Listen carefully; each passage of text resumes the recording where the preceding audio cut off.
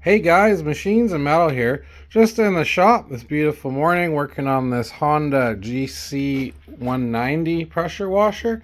This is exactly the same as working on a GC160 powered pressure washer. And one of the problems I always have is the way Honda's gone and set up this stack of carburetor parts. So you've got, there's a gasket on the engine, then there's a plastic insulator block, and then you've got this shield, I guess you want to call it.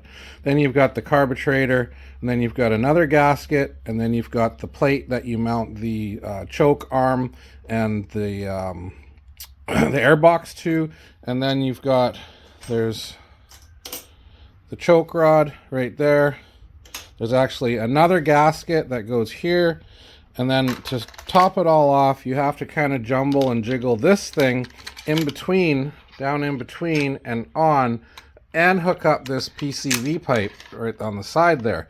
And unless you've got four hands and good luck, this is not an easy job to do. You always end up dropping one of these parts. Either one of these gaskets will come off and fall down. So anyway, as you can see, what I've gone and done, guys, is I've taken a couple of these carburetor airbox studs that come on these engines, and I've cut off the head and thread them into the block so that I've got something I can slide all the parts onto.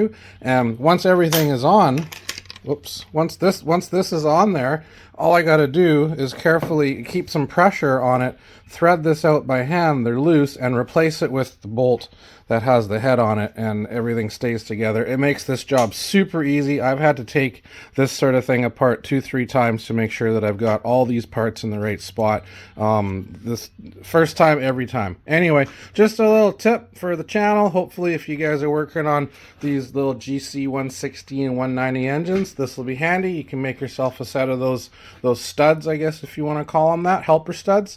And subscribe, hit the like button. Catch you on the next one.